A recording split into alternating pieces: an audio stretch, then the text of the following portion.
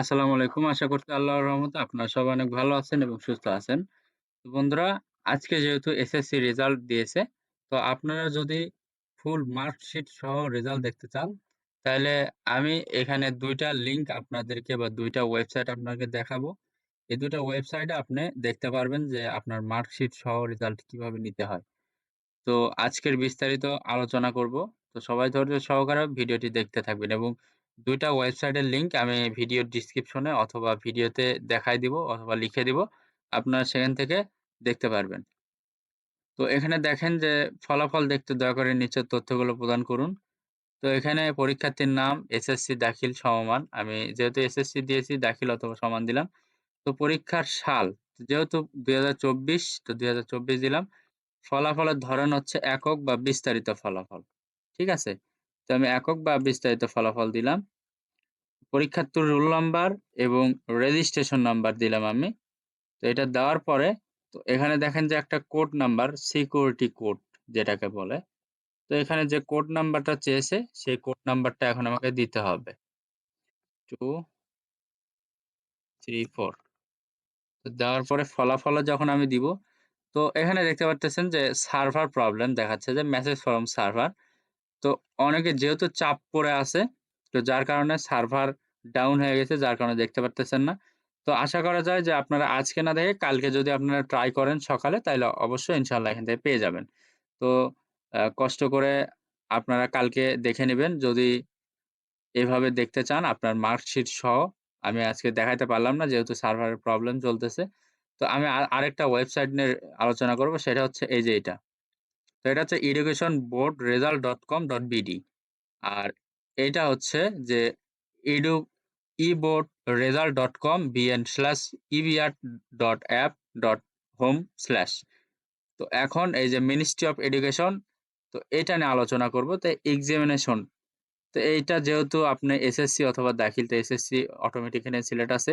ইয়ার ২০২৪ board, এখানে board select করতে বলছে। তো আপনি কোন বোর্ড থেকে পরীক্ষা দিছেন সেই বোর্ডটা এখানে সিলেক্ট করবেন।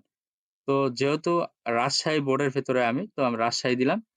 দেওয়ার পরে এখানে বলতেছে আপনার রোল নাম্বারটা দিতে। তো পরীক্ষার যখন আপনি অ্যাডমিট কার্ড পান, ওকে? তো অ্যাডমিট কার্ডে কিন্তু আপনার রোল নাম্বার অটোমেটিক দেওয়াই থাকে। রোল নাম্বার, রেজিস্ট্রেশন নাম্বার এটা কিন্তু অটোমেটিক দেওয়াই থাকে। তো রেজিস্ট্রেশন নাম্বার, রোল নাম্বার আপনি কিভাবে পাবেন? আপনার ইয়াতে যাবেন, অ্যাডমিট কার্ডে যাবেন। অ্যাডমিট কার্ডে যাওয়ার পরে ওখানে দেখতে পারবেন যে আপনার রোল নাম্বার, এরপরে রেজিস্ট্রেশন নাম্বার। তো এরপরে আমি এখন রোল নাম্বার, রেজিস্ট্রেশন নাম্বারটা বসাই দেখেন। তো এখানে আমি রোল নাম্বারটা দিয়ে দিচ্ছি, জাস্ট আমি দিয়ে দিলাম। যেটা আমার সেটা দিলাম। দেওয়ার পরে এখন বলতেছে যে রেজিস্ট্রেশন নাম্বারটা দেন। তো রেজিস্ট্রেশন নাম্বারটা দিয়ে দিচ্ছি আমি।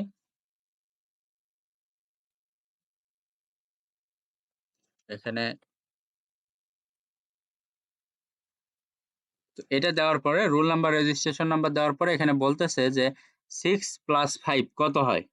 তো 6+5 11 হয়। তো আমি 11 দিয়ে দিলাম। দেওয়ার পরে আমি যখন সাবমিটে ক্লিক করব, সাবমিটে ক্লিক করার পরে দেখেন আ রেজাল্টটা চলে আসবে। ঠিক আছে? এখানে আসলো না। যেহেতু অনেক হয়তো প্রবলেম হচ্ছে। 9+2 13